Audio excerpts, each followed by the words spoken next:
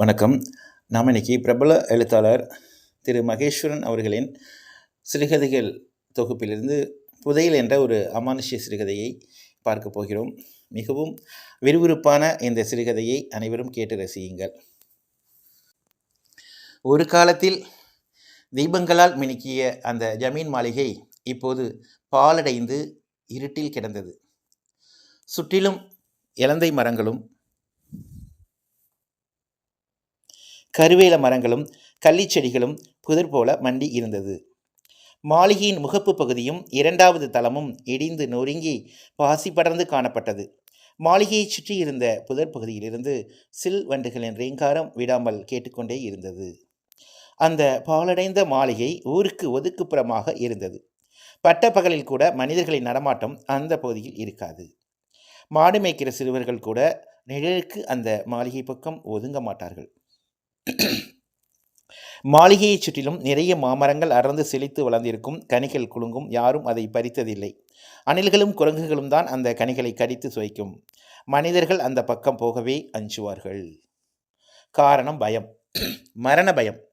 தற்கொலை செய்து கொண்டு செத்துப்போன ஜமீன் குடும்பத்து பெண்ணான மேகலா தேவி ராணியின் ஆவி அந்த மாளிகையை சுற்றி அலைவதாக ஒரு பேச்சு பல வருடங்களாகவே நிலவி வந்தது. மாளிகைக்கு பின்னால் மகிழம்பு மரங்களும் மத்தியில் இருக்கும் மேகலாதேவி ராணியின் சமாதிக்கு கீழே விலை மதிக்க முடியாத ஆபரணங்களும் தங்க காசுகளும் புதைத்து வைக்கப்பட்டிருப்பதாகவும் அதை தேடி வருகிறவர்கள் யாருமே உயிரோடு அந்த மாளிகை தோட்டத்தை விட்டு வெளியேற முடியாது என்ற கதையும் அந்த மாளிகைக்கு பின்னால் உண்டு. பகலிலேயே அந்த பகுதி அமானுஷ்யமாகத்தான் இருக்கும். இரவில் கேட்க வேண்டியதே இல்லை. உயிரை பற்றி கவலைப்படாதவர்கள்தான் அந்த பக்கம் போவார்கள்.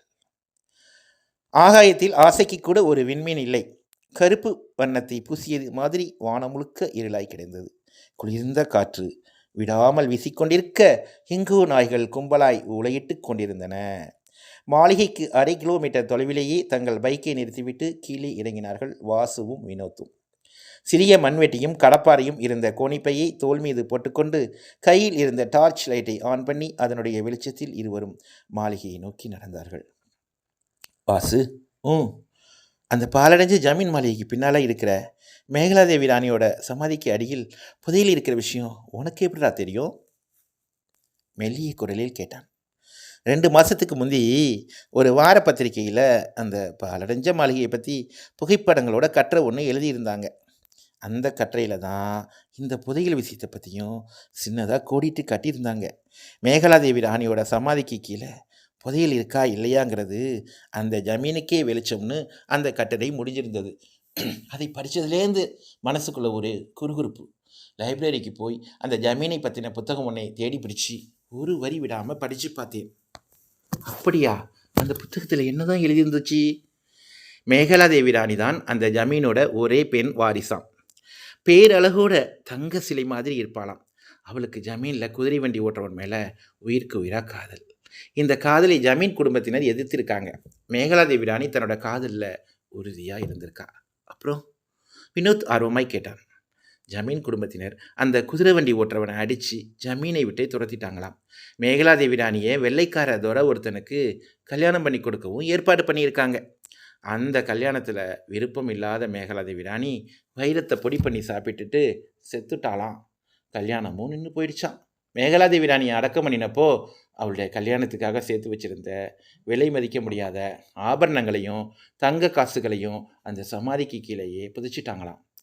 மேகலாதேவி ராணியோட சாவுக்கு பிறகு ஜமீன் குடும்பமும் கொஞ்சம் கொஞ்சமாக அழிஞ்சு போச்சான். அப்போது அந்த சமாதிக்கு கீழே புதையல் இருக்கிறது உண்மைதானா? 100க்கு 90% உண்மை. அந்த புதையல் நம்ம கைக்கு கிடைக்குமா? அதை தேடித்தானே போயிட்டுருக்கோம். கிடைச்சா ஒரே நாளில் நாம் 2 பேரும் கோடீஸ்வரன் ஆகிடலாம். பணத்துக்காக கார் பைக்குன்னு திருடி விற்றுட்டு போலீஸில் மாட்டிக்கிட்டு அடிக்கடி ஜெயிலுக்கு போகிற விஷயத்துக்கு இன்னையோட முட்டுப்புள்ளி வச்சிடலாம் மாப்பிள்ள. இருவரும் அந்த பாலடைந்த ஜமீன் மாளிகையை நெருங்கியிருந்தார்கள். மாளிகையின் இடுபாடுகளிலிருந்து பூத்து குலுங்கிய மல்லிகை செடியிலிருந்து எழுந்த நறுமணம் அந்த பகுதியை நிறைத்திருந்தது. வாசுவும் வினோத்தும் மாளிகைக்கு பின்னால் மகிழம்பு மரக்கூட்டத்திற்கு நடுவிலே இருந்தார்கள். முள் செடிகள் ஆங்காங்கே கும்பல் கும்பலாய் மண்டி கிடக்க இடையிடையே சிதிலமடைந்த சமாதி மேடைகள் மசமசப்பாய் கண்ணுக்கு தெரிந்தது.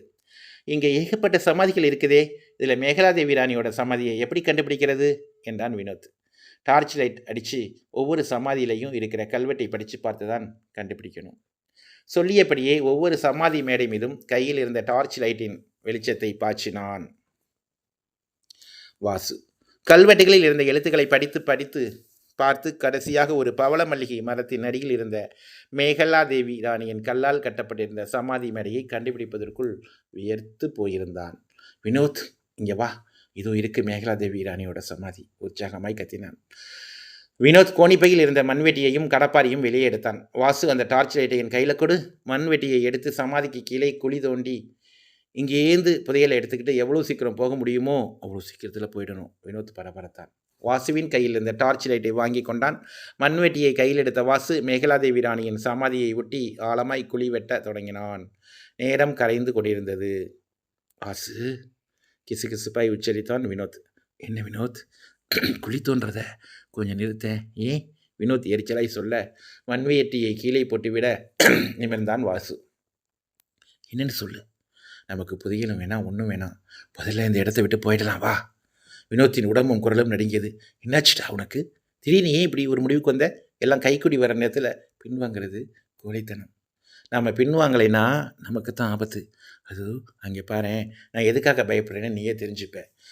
வாசுவின் தோள் மீது கையை வைத்தான் வினோத். வினோத் காட்டிய திசையில் பார்வை திருப்பிய வாசுவுக்கும் வியர்த்தது. இதயம் தடதடவென துடித்தது. ஒரு சமாதி மேடை மீது தலைவிரி கோலமாய் அமர்ந்திருந்தால் ஒரு பெண். விசும்பி விசும்பி அழுது கொண்டிருந்தாள். கருப்பு சேலை கட்டியிருந்தாள். தலை நிறைய மல்லிகைப்பூ வைத்திருந்தாள். வாசு, அது தெரியுதா? தெரியுதுடா. அந்த பொண்ணு யாருடா?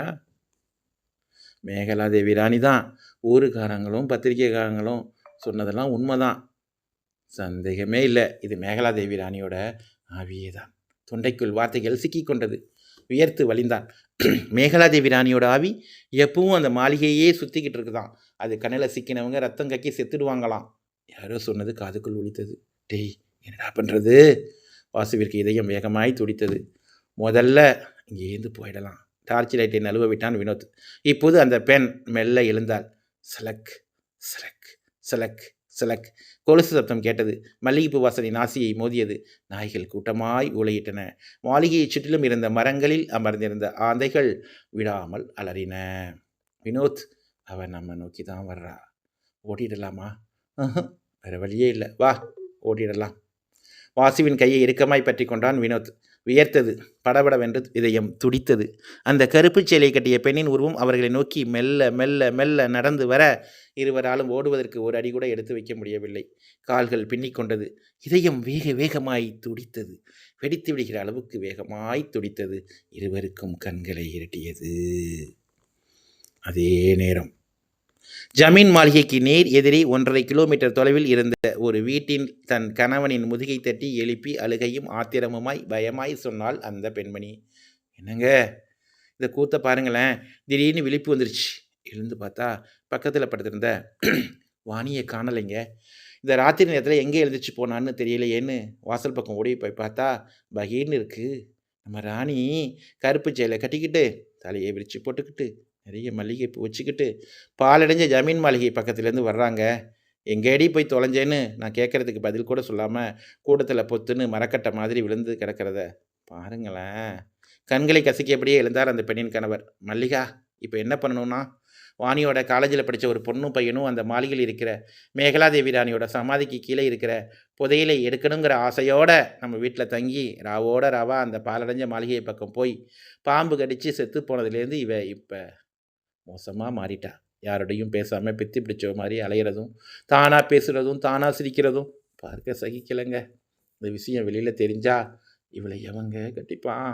மூக்கை உறிஞ்சினாள். சரி, புலம்பாத, பொழுது விடியட்டும். வாணியை டவுனுக்கு கூட்டி போய் ஒரு நல்ல டாக்டராக பார்த்து காட்டலாம். இப்போ கதவை தாள் போட்டுக்கிட்டு தூங்கு என்றார். மறுநாள் எல்லா பத்திரிகையிலும் கட்டம் போட்டு அந்த செய்தி வெளியாகி இருந்தது. பாலடைந்த ஜமீன் மாளிகைக்கு பின்னால் மேகலா தேவி ராணி சமாதிக்கு அருகில் மர்மமான முறையில் ரத்தம் கக்கி செத்து கிடந்த இளைஞர்கள் பற்றிய விவரம் வருமாறு என்ற தலைப்பில் வினோத்தும் வாசுவும் பக்கம் பக்கமாய் கீழே விழுந்து கிடக்கிற புகைப்படங்களுடன் வெளியாகியிருந்த செய்தியை வாணியின் அப்பாவும் அம்மாவும் கூட ஆர்வமாய் படித்தார்கள். திண்ணையில் அமர்ந்து சானாக சிரித்து கொண்டிருந்தாள் அந்த வாணி. முற்றும்.